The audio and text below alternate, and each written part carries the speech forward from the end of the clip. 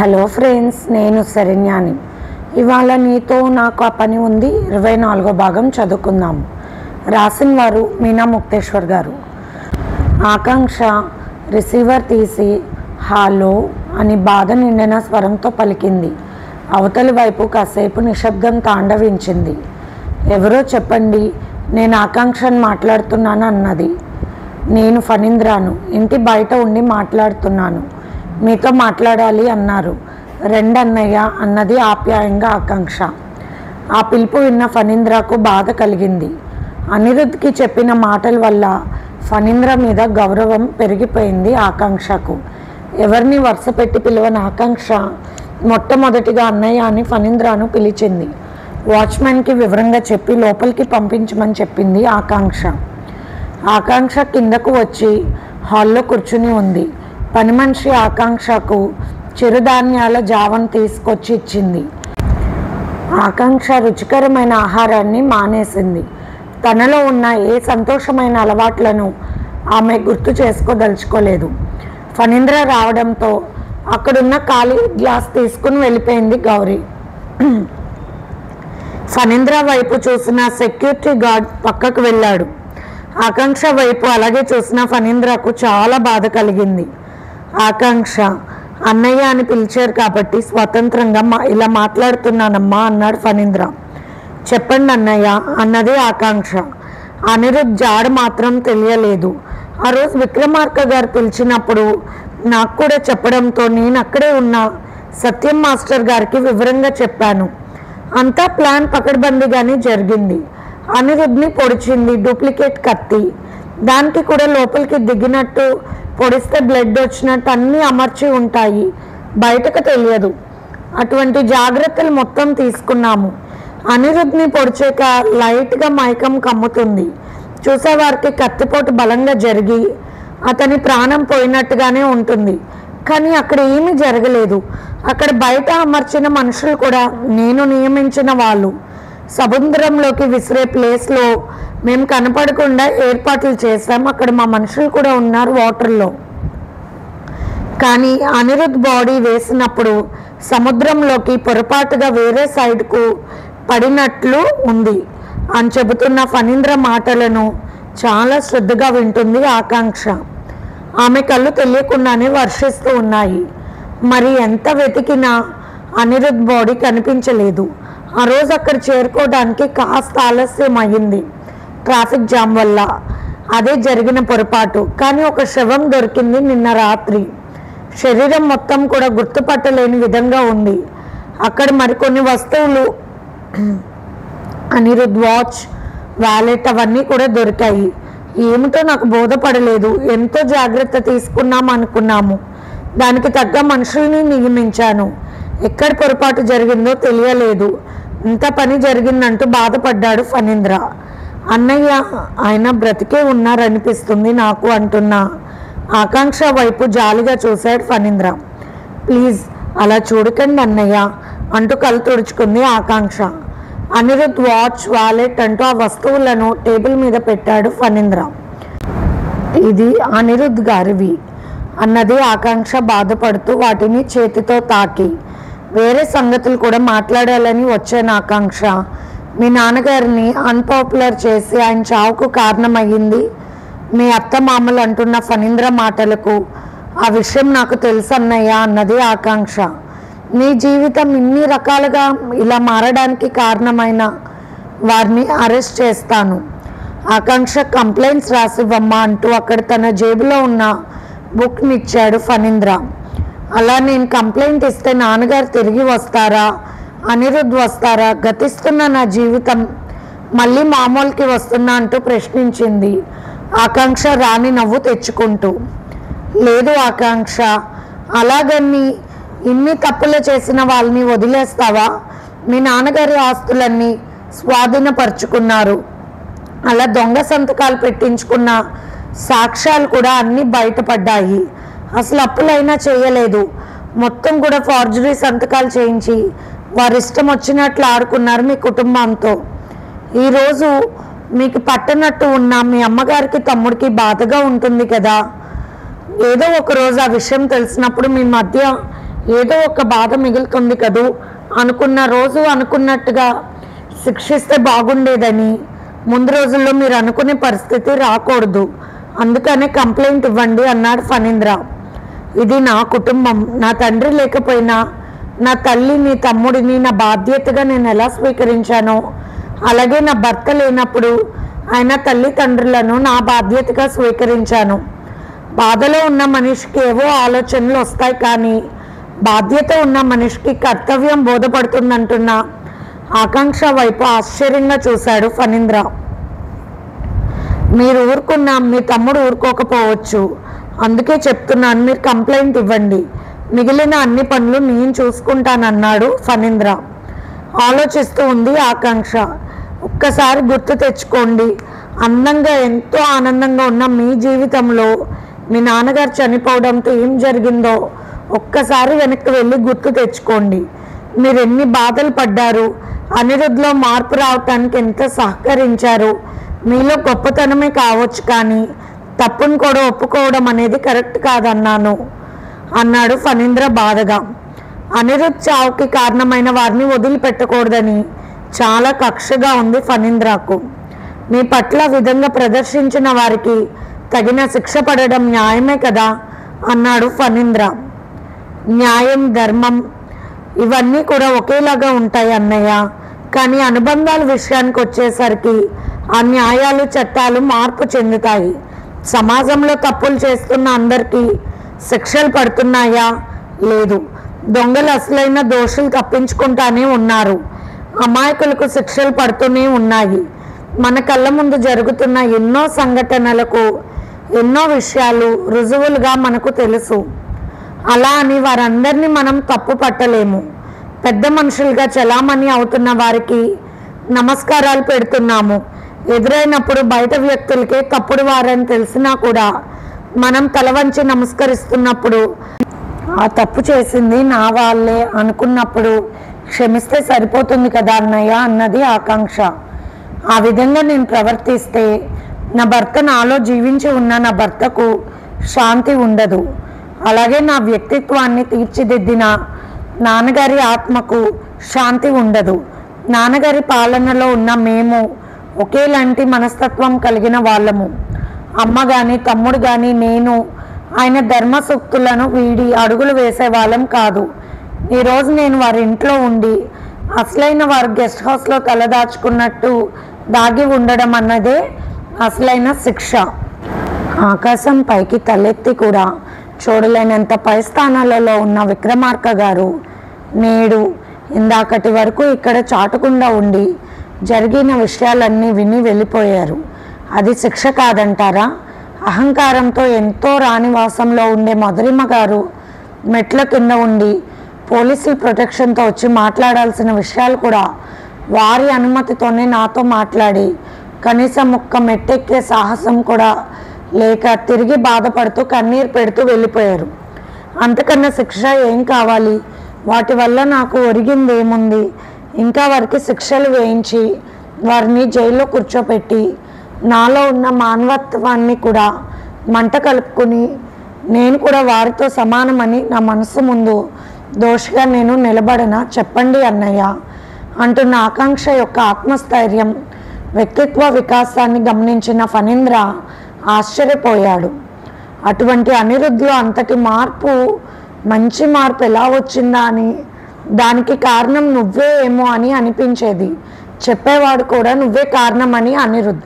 కానీ పూర్తిగా ఇప్పుడు అర్థమైంది నాకు, నువ్వే అందుకు కారణమని అన్నాడు ఫణీంద్ర. మరి ఏం నిర్ణయం తీసుకోవాలనుకుంటున్నావు ఆకాంక్ష అన్నారు ఫణీంద్ర. ఆయన బిజినెస్ని పట్టించుకుంటూ ఆయన కొన్ని విషయాలు నాకు చెప్పారు.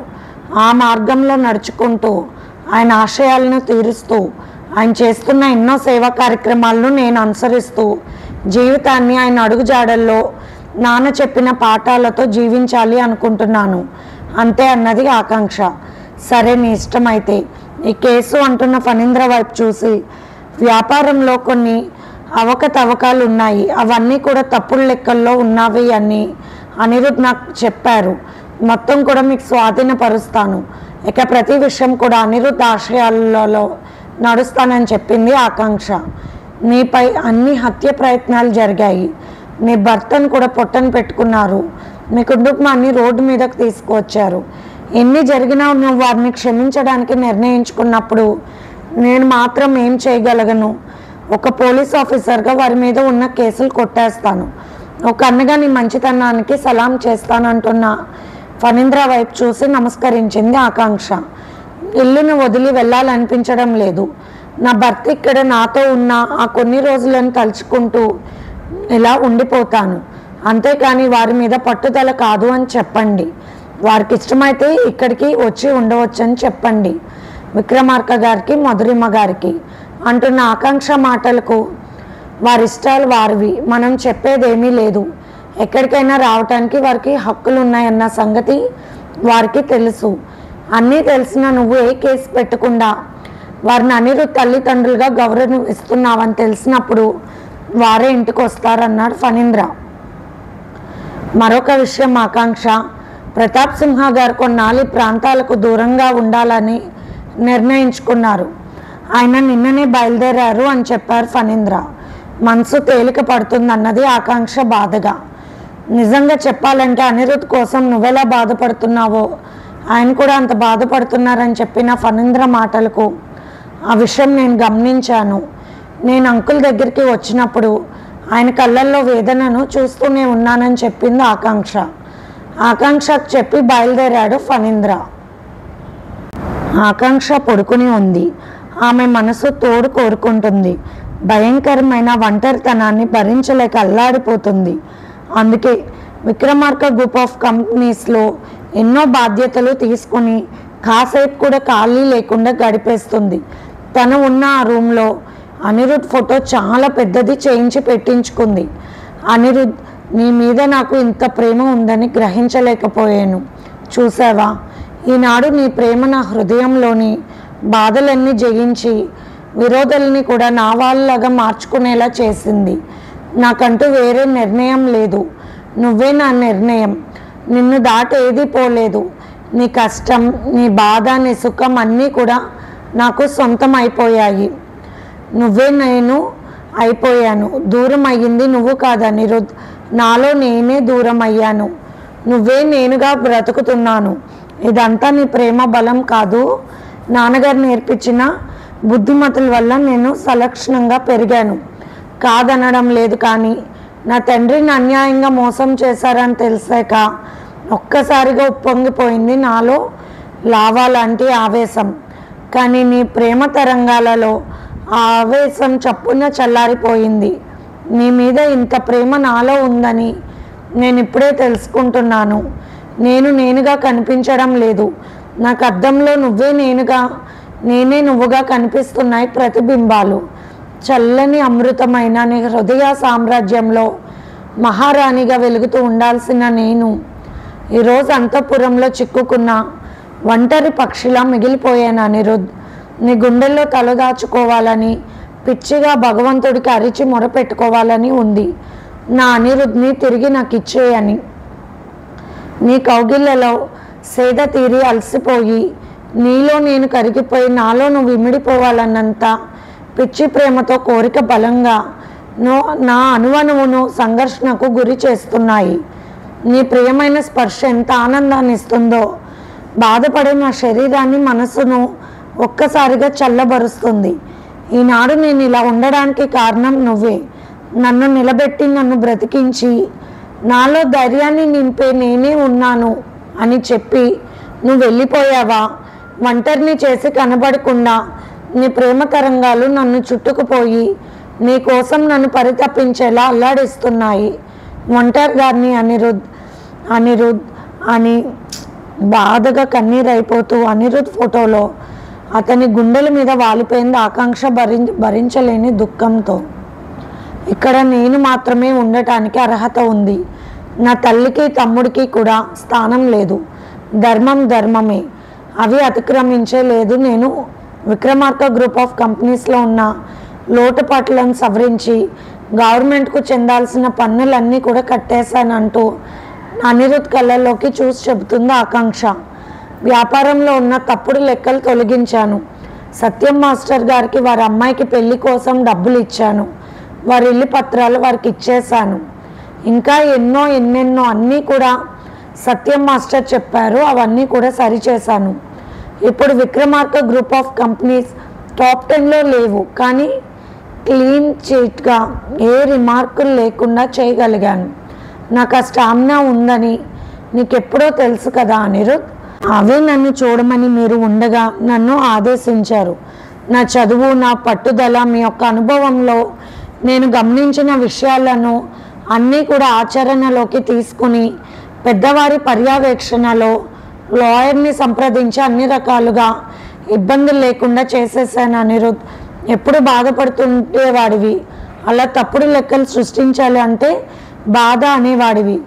ఇంకా ఎంతో మందికి అన్యాయం జరుగుతుందనేవాడివి. వారందరికీ కూడా స్థలాలు ఇప్పించాను మీ పేరు మీద. దానికి ఫణీంద్ర అన్నయ్య సహాయం చేశారు. మీరు నడుపుతున్న సేవా సంస్థలన్నిటికీ కూడా ఇబ్బంది లేకుండా డబ్బు పంపే ఏర్పాట్లు ఎప్పటికప్పుడు క్రమశిక్షణగా జరిగేలా ఏర్పాట్లు చేశాను.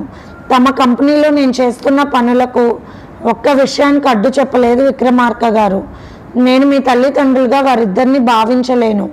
మీ తాతగారు సంపాదించిన ఆస్తుల మూలంగా నేను కూడా ఇలా ఉండగలిగాను. మౌనంగానే వింటున్నారు విక్రమార్క దంపతులు. నేనే పని చేసినా ఎదురు చెప్పడం లేదు. అందుకు కారణం లేకపోలేదు అనిరుద్. పక్కా ఎవిడెన్స్తో పూర్తిగా అన్ని వివరాలు సేకరించి అరెస్ట్ చేయడానికి వచ్చారు అన్నయ్య. కానీ నేనే ఆ కేసుని వద్దు అని వెనక్కి తీసుకునేలా చేశాను. నాకేమీ లేదు అనిరుద్. పెద్దవాళ్ళను జైల్లో ఇబ్బంది పెడితే ఏం జరుగుతుంది? జరిగిన నష్టాలు తీరుతాయా? నాశనం చేయడం వచ్చు, కానీ ప్రతి సృష్టి చేయడం ఎవరి వల్ల అవుతుంది? ఒక్క భగవంతుడికే అది సాధ్యం. అందుకే నిర్ణయాలు తీసుకునేది భగవంతుడని వదిలేశాను. కనీసం బయట ఉన్నా కానీ వారి మనసు ఎప్పుడో ఒకప్పుడు మారుతుందన్న ఆశ మాత్రం ఉంది. మీ విలువ తెలుసుకుంటారని అనుకుంటున్నాను. మీరెంతో ప్రత్యేకంగా భావించిన అనాథాశ్రమానికి రేపు వెళ్ళి ఒకసారి చూసి వస్తాను. మీ పేరు మీద మన కంపెనీ దగ్గర ఒక దేవాలయం కట్టిస్తున్నాను. అక్కడే ప్రతిరోజు అన్నదానాలు జరిపిస్తాను. అర్ధనారీశ్వర రూపాన్ని నెలకొల్పి ప్రతిరోజు అభిషేక కార్యక్రమాలకు అన్ని పూజలు జరుగుతాయి మీ పేరు మీద. విక్రమార్క గారి దంపతులు ఇక్కడికి రాలేదు. నాకు ఇక్కడ మీరు నాతోనే ఉన్నట్లు కనిపిస్తూ ఉంటున్నారు. అందుకే నేను ఈ ఇంటి నుండి వెళ్ళలేను. మీరు నెలకొల్పిన చోట అమ్మ, తమ్ముడు బాగానే ఉంటున్నారు. తమ్ముడు బాగా చదువుకుంటున్నాడు. మీరంటే ప్రాణం వాడికి. ప్రతిసారి మిమ్మల్ని తలుచుకుంటాడు. అమ్మకు మీరంటే భక్తి. ఎందుకు అలా చూసి నవ్వుతారు? ఒంటరిగా వదిలి వెళ్ళివేశానన్నా అంటూ అనిరుద్ పటంలో అనిరుద్ గుండెల మీద అలా వాలిపోయి ఏడుస్తూ ఉన్నది ఆకాంక్ష. ఎంతమంది ఉన్నా, ఎన్ని మంచి పనులు చేసినా, ఇంకా ఎన్నో చేయాలనుకున్నా మీరు లేని నేను లేను అని అనిపిస్తుంది ఒక్కోసారి. నాతో నీకు పని లేదా అనిరుద్? నీ మాటే నిన్ను అడుగుతున్నాను, సమాధానం చెప్పవా అంటూ ఎంతోసేపు ఎప్పటిలా అక్కడే అనిరుద్ గుండెల్లో దాగిపోయి కన్నీరు అయిపోతున్నది ఆకాంక్ష. మరుసటి రోజు ఉదయాన్నే సిటీకి చాలా దూరంగా అనిరుద్ గారు కట్టించిన ఆశ్రమానికి వెళ్ళింది. అది ఆయన ప్రత్యేకంగా ఆశ్రమంగా ఆయన స్పెషల్ బుక్లో పొందుపరిచారు. అక్కడ అన్ని పర్యవేక్షించింది ఆకాంక్ష. కొన్ని చోట్ల పేద పిల్లలకు మంచాలు లేవు, ఇంకా ఎన్నో లోటుపాట్లు ఉన్నాయి. అవన్నీ కూడా తను అక్కడే ఉండి తన వెంట వచ్చిన వారికి అప్పగించే పనులన్నీ పూర్తి చేయించింది. ఆకాంక్షకి 2 బాడీగార్డులు తప్పనిసరిగా ఉంటున్నారు. అది అనిరుద్ ఇచ్చిన సెక్యూరిటీ. ఆకాంక్ష అక్కడ కూర్చుని ఉండగా అన్నయ్య రాలేదా అంటున్న 9th క్లాస్ చదువుతున్న ఒక అబ్బాయి వచ్చి అడిగాడు. ఆకాంక్ష అలాగే చూసింది అబ్బాయి వైపు. అన్నయ్య ఏరి, మీరెవరు వదినా అంటూ అడిగాడు ఆ అబ్బాయి.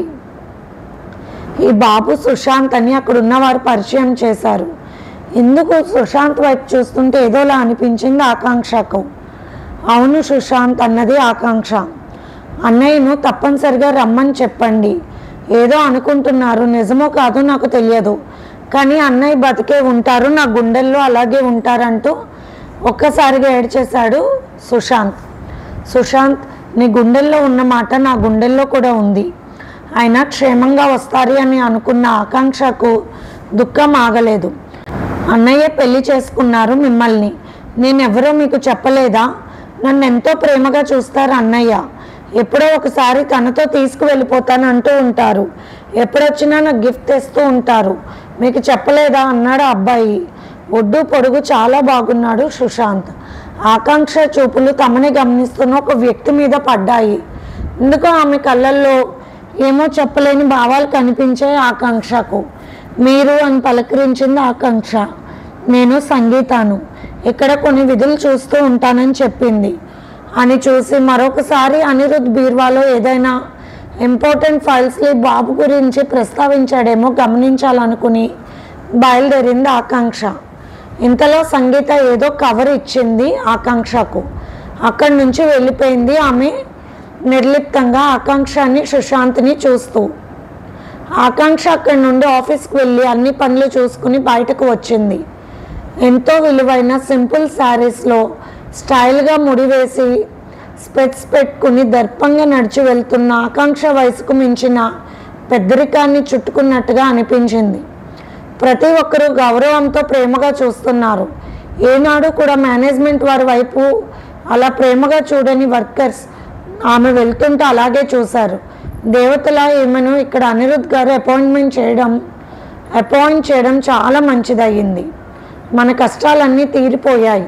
పేదలకు ఇల్లు కట్టించాలని ఆమె ప్లాన్ వేశారని ఒక వర్కర్ అంటుంటే, అంతేనా, వైద్య సదుపాయాలు, విద్యా సదుపాయాలు, మరెన్నో సదుపాయాలు అందచేయాలని కూడా తను ఆ పనిలోనే ఉన్నారని కూడా తెలిసిందని మరొకరు చెప్పారు. నడిచి వెళ్తున్న దేవతలా భావించుకున్నారు. ఆ భగవంతుడు అనిరుద్ బాబుని మళ్ళీ బ్రతికించి తల్లి కోసం పంపించాలి. అప్పుడు ఆ భార్యాభర్తలు ఇద్దరు వెలుగుతున్న ఆది దంపతులలా మన కళ్ళకు కనిపిస్తే అంతకన్నా దేవుడిచ్చిన వరం ఏముంటుందని అని మనస్ఫూర్తిగా కోరుకుంటున్నారు అక్కడ కొందరు. ఆకాంక్ష వైపు అనిరుద్ధ్కి అలవాటైన అమ్మాయిలు కొందరు కారులో కూర్చుని చూస్తున్నారు. వారంతా ఒక పార్టీకి వెళ్తున్నారు. తప్పుగా మాట్లాడిన వారికి చెల్లున చెంప మీద వేసినట్లు అనిపించింది ఆకాంక్ష వైపు చూస్తుంటే. ఆమె చేసిన ప్రతి పనులు కూడా ఫణీంద్ర వల్ల పేపర్లో అందరికీ ప్రకటనలుగా ప్రతిరోజు వచ్చి ఒక దేవతలా ప్రతి ఒక్కరికి తెలిసేలాగా అయ్యింది. ఏ పేపర్లో అయితే చెడుగా ఆమె గురించి వార్తలు వచ్చాయో అవి పేపర్లో ఈనాడు ఆమెను త్యాగమూర్తి అని, దేవత అని, విక్రమార్క గ్రూప్ ఆఫ్ కంపెనీస్లో స్వయంభూగా వెలిసిన దేవత అని ఎంతో గొప్పగా కొన్ని ఆడాయి. న్యూస్ పేపర్స్, టీవీ ఛానల్స్ మంచితనం ఎప్పటికైనా బయటపడుతుంది. వజ్రం వెలుగులను నన్ను ఎంతసేపు దాచగలదు, అదంతా ఒక కళ లాంటిదే. ఎప్పటికైనా నిజం నిప్పు లాంటిది, అది వెలగక తప్పదు. ఈనాడు గోపాలరావు గారు లేకపోయినా ఆయన మంచితనం నిలువెత్తు రూపంగా వెలుగుతూ కనిపిస్తుంది ఆకాంక్ష రూపంలో. ఈనాడు అనిరుద్ధ్ లేకపోయినా అతని ఆశయాలతో కళ్ళ ముందు కదులుతున్న త్యాగమూర్తిలా కనిపిస్తుంది ఆకాంక్ష రూపంలో నేడు అందరికీ.